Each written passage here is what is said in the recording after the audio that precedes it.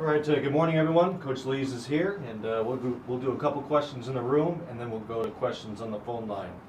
Coach, we haven't had you in a while, but the last couple weeks your team has started playing pretty well. I guess talk about last weekend. You finished well against the Huskies, then you turn around and go and get a good road win over Gonzaga to take the series from them. Well, what have you seen from your club the last 2 weeks? Well, going back to Oregon State, I felt like we had 2 games where we really played good. Friday night got a little out of hand, but I felt like the approach against Iser on the mound, who's arguably one of the top 5 pitchers in the league. I thought the approach was good. And then Saturday we went 16 innings, and I just thought our kids played really good. Just came down to a pitch and a hit, and but the effort, the energy, the relentlessness was there. And then on Sunday, they scored 2 runs off us, so we had two days. I thought we pitched very well. Giving up 4 or 5 runs in 26 innings against that team was a tall order, but we played well. It looked like we were making some adjustments, and then as we will go into this last weekend, just played well on Sunday. Did the things that are required in baseball to play at a high level. We pitched, we played defense, and we executed an offense and got lots of hits. And so I was really one of the, for this part of the season, but I think back to games, that's one of our better ones. And then on Monday night against Gonzaga, I thought we got a really good start out of Kai Bush. Ended up getting a couple unearned runs early, but then Zane Mills came in and did a fine job, Connor Barrison, and then Guerrero came in and closed it. But again, we executed a very good offense, got a lot of hits, scored a lot of runs, and that's what we've been hoping for all year. You mentioned him, but talk about what is the freshman meant to Tyson Guerrero and Brandon White, and even Kyle Manzardo, who's heated up here this last week and a half. How much fun has it been to kind of watch those guys? Maybe not fun's the right word, but what do you see from those freshmen right now? They've grown all year.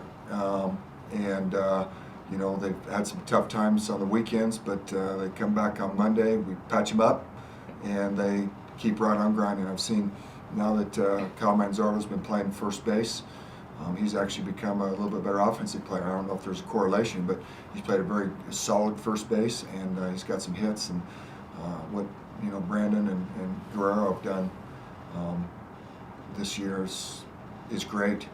Tyson is a true two-way player at this level. It's hard to do.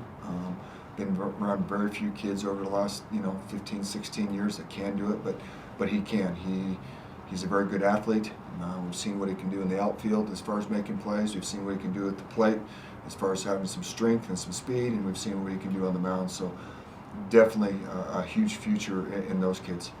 And then what do you see the challenge and the #1 UCLA Bruins coming to town? Nice to be at home for another couple weeks, but you get to see how your young club matches up against the #1 team in the country this weekend. Yeah, it should be very exciting. They are a very good team, and what an opportunity it is for our team and a challenge. We know they're going to be very good on the mound. The batting average against their whole staff is 190. They do a good job playing defense, and if you look at the 2 things you must anchor at this level, it's pitching and defense. They've had executed a lot of runs. I think the excitement and the challenge for us is that you do have the #1 team in the country coming in, and let's find a way to get it done. How does a 2-game win streak help you guys against the #1 team? It can always help. We haven't played great baseball consistently all year, but we did. We found some consistency in the last 2 games, so those are the things we're looking to feed off.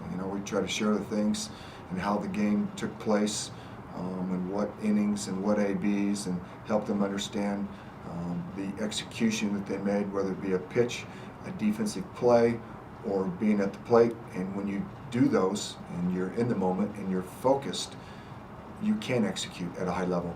So those are the things we're feeding off as we go into this weekend. And what does the team need to do to get a win against UCLA? Play very good baseball. Yeah, you gotta. It's like I said, the batting average against their pitching staff is 190. I would suspect that you're going to have to score more than 2 runs to beat them, because they've been scoring a lot of runs as well. They're good. In this league, if you have an error, if you walk a guy, or you misplay, or you don't score the run from third, it could damage the rest of the game. So we've got to play very good baseball to beat a very good team. Any questions on the phone line for Coach Lees?